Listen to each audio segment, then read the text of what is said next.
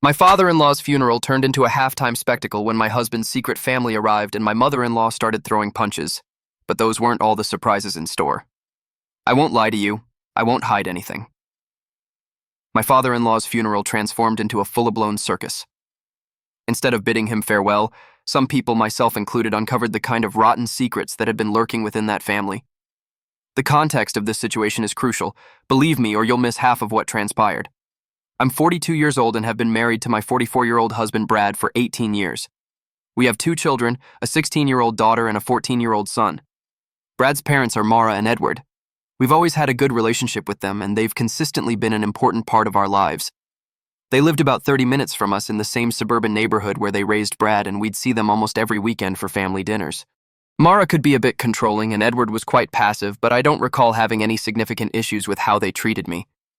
Brad was an only child, or so I believed. Last month, Edward passed away from a heart attack that caught the entire family by surprise, as it wasn't as if he'd been suffering from a prolonged illness. It was devastating for everyone, especially for Mara, whose marriage had lasted some 45 years. The following days were quite difficult as the funeral preparations were made. My husband and I received condolences and tried our best to support Mara. Brad was taking it particularly hard. He became withdrawn and spent long hours on his phone in private. I assumed he was processing his grief and gave him his space. The day of the funeral arrived, and everything seemed as normal as could be expected for such a day. The service was beautiful, with many community members paying their respects. Edward was well known locally as a high school baseball coach and a volunteer at the community center. The church was filled with former students, colleagues, and friends. Our children sat quietly beside us, and Mara was in the front row receiving condolences with dignity. And then we had our descent into madness and drama. Just as people began to leave for the service at the cemetery, a group of unfamiliar individuals entered. There was a woman in her early 40s, 2 young adults who appeared to be in their 20s, and an elderly woman. They stood at the back looking somewhat uncomfortable, and I noticed Brad go completely pale beside me. Before I could even ask what was happening, Mara spotted them and started screaming in the middle of the entire church. She began to yell, "How dare you show your faces?" as she pointed at the group. The following minutes were pure, unadulterated chaos, the kind where you have no idea what's going on. There were people screaming, running things, flying around, an enraged mother-in-law, and a husband who clearly knew what was happening. Mara lunged at the woman and had to be physically restrained by her brother. Brad ran towards the group, placing himself between them and Mara. Our children looked around utterly confused, and I was left thinking, what the hell is happening? Which wasn't the best thought to have inside the house of God, and for that I apologize. I know he sees everything, so he must read everything too, including Reddit posts. It took a few minutes for the truth to emerge, or at least for me to learn it, because there were clearly people who already knew. The woman was Jessica, 41 years old, Brad's ex-girlfriend from college. The young adults were Brad's children, aged 24 and 22, and the elderly woman was Jessica's mother. Brad had maintained a relationship with them for over 2 decades, including financial support, all while married to me and raising our own children. The story that emerged in the following hours was almost too strange to believe, except that it was unfolding right before my eyes. Brad got Jessica pregnant during his last year of university. When he told his parents, Edward was supportive, but Mara flatly refused to accept it. She threatened to cut him off completely. Financial support, emotional connection, every tie, claiming his life would be ruined by becoming a father so young. Edward, always the mediator, devised a plan behind Mara's back. Brad would publicly break up with Jessica, but Edward would ensure the child received financial support. Brad could have a relationship with his son, but it had to be kept secret from Mara. What was meant to be a temporary solution evolved into a 25-year deception. Brad continued to see Jessica in secret. When she became pregnant again, the pattern continued, all while Edward facilitated the arrangement, sending money, coordinating meetings, and keeping everything hidden from Mara. Even after Brad and I married, had our own children, and built what I believed was our life together, this secret family existed in parallel. Jessica later revealed that they had learned of Edward's death through an online obituary. They had come to pay their respects to the man who had been a grandfather to her children and who had maintained their connection with Brad all these years. According to them, it was the least they could do for such a kind person. They had no intention of causing a scene. They planned to attend quietly and leave without confrontation. But I don't know what they expected from my mother-in-law. It's as if they had walked into a bear's cave, taken its honey, and then kicked it in the shin, all while the bear was having a bad day because it hadn't caught any fish and its nap had been canceled. Half of the people left the premises, while the other half stayed to witness the unfolding drama. The cemetery service was canceled as Mara had to be taken home by her brother after nearly collapsing, not from grief or shock, but because she was red-faced from screaming and unleashing kicks and insults. Brad's secret children left in tears, clearly devastated by the rejection and hostility. I took my children and drove back home alone, my mind a complete mess, very different from how I view it now. The truth continued to unfold over the following weeks. I also know that they eventually took my father-in-law to the cemetery. They didn't just leave him to decompose there. This is what happened. Brad had been leading a double life from the very beginning. Every business trip, every weekend with friends, many of the nights he claimed he was working late. Moments when I was alone at home with our children, he was actually spending with his other family. Edward had been the facilitator, organizing schedules, inventing excuses, and even hosting Brad's other family at his lake house on weekends when Mara was visiting her sister. It was an absolute betrayal by the men of that family against both my mother-in-law and me.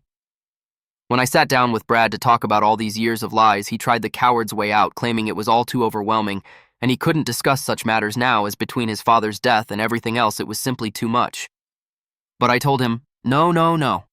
You're going to sit here and explain everything in detail, or what will truly overcome you is a club to the head. He finally said that he had often wanted to tell me, but he was afraid of losing everything, me, our children, and his relationship with his other children. He claimed he had been caught in this web since he was 20 and didn't know how to escape. He blamed his mother's controlling attitude and his father's conflict avoidance for creating this situation, although he did acknowledge his own cowardice for sustaining it. The only cobwebs I saw were in his head. I asked him if he had been unfaithful to me during this time, if he was still having a romantic relationship with his ex, and he said no. But that's a bit hard to believe, although it barely matters at this point. Mara's reaction was perhaps the most surprising of all. After the initial shock, instead of being angry with Edward or Brad for decades of deceit, she now insists that we all need to move forward and accept this new reality. She's framing everything as a fresh start, as if we could pretend that the last 25 years of lies never existed. She has called multiple family meetings to discuss how to integrate Brad's other children into family gatherings and create a blended family dynamic. When I told her I wouldn't be doing any of that, she had the audacity to tell me I should get over the past and try to find a way to heal. This is the same person who ran out of breath and had to be physically carried away because she couldn't walk after attacking my husband's hidden family. Brad's other family seems equally detached from reality. Jessica has contacted me several times suggesting we get coffee to get to know each other and discuss how to integrate our children as they deserve to be together. Her children have sent friend requests to me and my children on social media, which we haven't accepted. For my part, I am absolutely certain this is leading to divorce. I've moved into the guest room and barely speak to Brad. I've already secured a lawyer and we're working through it. Our children are devastated not only by discovering their father's deceit, but also by learning they have half-siblings who are practically strangers. My daughter refuses to speak to her father while my son oscillates between rage and confusion.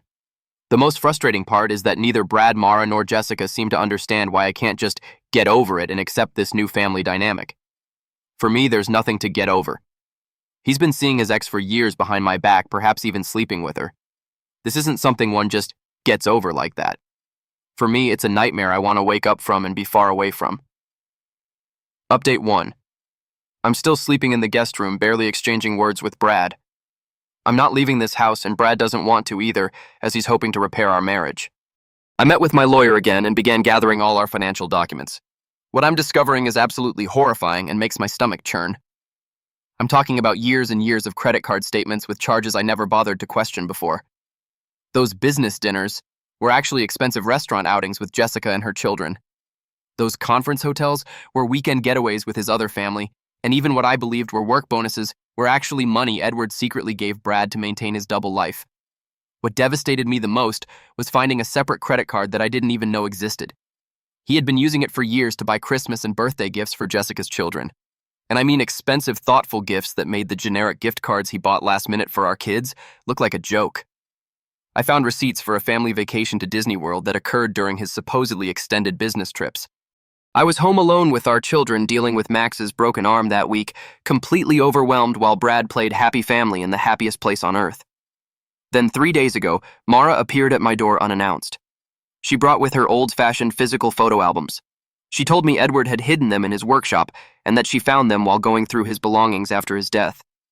Page after page of Brad's other life birthdays, graduations, Christmases, family portraits that looked straight out of a magazine. Mara kept talking about how she thought showing me these photos would help me understand the entire picture and see them as a real family too. When I finally asked her to leave because I couldn't take it anymore, she had the audacity to tell me that if she could get over it, so could I. I told her then that she was no longer welcome in my house, and I meant it. But the worst occurred yesterday, and I'm still trembling with rage. Brad acted completely behind my back and arranged for our children to meet their half-siblings without telling me anything. He picked them up from school without warning and took them to a park where Jessica and her children were waiting. When they finally returned, my daughter was absolutely furious and refused to speak with anyone. My son was very quiet, but clearly affected. My son, who is normally a calm and mature child, was visibly upset like I'd never seen him before.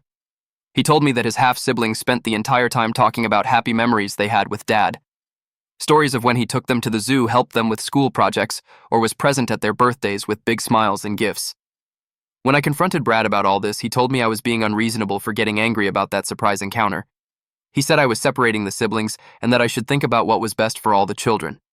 When I pointed out that these are our children and I have every right to be involved in important decisions about their lives, he turned everything around on me and accused me of using the children as weapons against him. The level of gaslighting is incredible and makes me feel like I'm losing my mind. Not even our children are happy with the ambush. And to top it all off, Jessica has been calling mutual friends and acquaintances, telling the story that I always knew about this arrangement and was completely fine with it until now. She paints me as someone who changed the rules after Edward's death. Several people have contacted me asking why I'm being so harsh if I was supposedly okay with everything before. I've had to explain all of this and also make a public post so no idiot comes asking me the same thing. Tomorrow morning, I'm packing up the kids and we're going to my sister's house for a while. Brad doesn't know we're leaving. I won't tell him until we're already gone because honestly, I can't handle another one of his manipulation sessions. My children are on board. They're not very happy with their father right now. One last unexpected thing that adds another layer to this disaster is that Edward, Brad's father, left a significant portion of his inheritance directly to Jessica's children in his will. Apparently, this was always in there. Mara had no idea. She's now trying to contest the will in court, which has generated even more family tension and drama. I thought she was fine with this new family, but that only lasted until she learned about the money. The only thing I can do now is focus on my children and what they need. I'll share more updates when I can. Update 2. I'm writing this from the guest room at my sister's house where the children and I have been staying for the past few days. I consider it my headquarters in my war against my husband and the madness they're trying to impose. But my spies keep feeding me more family secrets. Shortly after arriving at my sister's house, I received an email from a woman I'll call Claire. She introduced herself as Edward's administrative assistant at the high school where he was a coach. Claire explained that after Edward's death and all the scandal at the funeral, which apparently is already common knowledge in their small community, she felt she had to share something with me. For over 15 years, Claire had been helping Edward manage his family obligations, as he called them. She handled organizing money transfers, scheduling fake business trips for Brad, and even maintaining a separate email account where Brad and Jessica could communicate without Mara or me discovering it. Claire provided me with screenshots of emails between Brad and Edward where they discussed birthday gifts for Jessica's children, tuition payments, and even vacation planning. The shocking revelation was that Edward had apparently told Claire that I was aware of the arrangement and had reluctantly accepted it early in my marriage to Brad. This explains why Claire never felt the need to reveal anything. She believed I was a conscious and consenting party to this unusual family structure. Brad had perpetuated this lie to his father, probably so Edward wouldn't feel guilty about the entire situation. With this new evidence, I forwarded everything to my lawyer, who believes it considerably strengthens my case, especially regarding the financial aspects of the divorce. Claire's documentation shows how marital assets were diverted and reinforces Brad's deception about my supposed knowledge of the arrangement for years, which will have a direct impact on any separation agreement. Meanwhile, the situation with Mara has worsened even further. After discovering Edward's will and the provisions made in favor of Jessica's children, she has apparently reverted to her full-blown Viking fury. According to Brad, she checked Edward's home office and found extensive documentation of the financial support provided to Jessica and her children throughout the years. Bank statements show regular transfers for over 2 decades, which must total hundreds of thousands of dollars. Instead of accepting reality, Mara has convinced herself that Edward was a victim of extortion by Jessica all these years. She's now telling relatives that Jessica trapped Brad with a pregnancy and then blackmailed Edward to pay for her silence. She has even insinuated that the children might not be Brad's.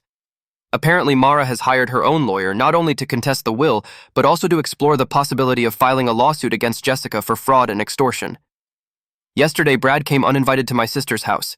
He was agitated and demanded to speak with me. I agreed to talk with him on the porch, where he revealed that Jessica and her children had given him an ultimatum: either he publicly acknowledges them as his family and works towards a unified family structure, or they will cut off all contact with him. According to Brad, Jessica feels that after 25 years of living in secret, she and her children deserve full recognition and integration into Brad's life. Brad had the audacity to ask me once more to consider family therapy with him to make his life easier. He suggested that we could create a modern family where we all openly formed part of each other's lives.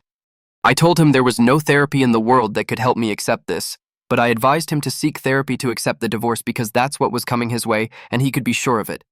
For now, we'll be staying indefinitely at my sister's house while we begin the divorce process. Update 3. There are more revelations about my husband's secret family case, and this is everything I know. 2 days ago, I received a large package in the mail. It had been delivered to my house, but my sister picked it up for me. Inside was a letter from Edward, apparently handwritten with instructions for it to be delivered after his death.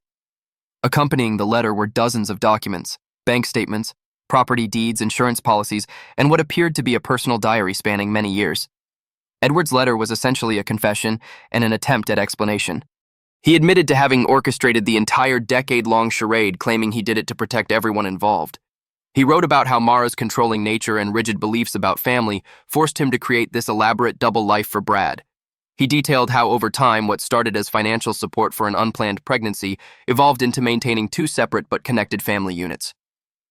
The most shocking discovery was that Edward had bought the house where Jessica and her children live, established trust funds for Brad's older children, and had been systematically transferring assets out of joint marital property with Mara for years to ensure Jessica's family was financially protected after his death. This explained the provisions in his will that so outraged Mara. He wrote about watching his grandchildren grow up separately, attending school events and celebrations for Jessica's children while maintaining the pretense in front of Mara.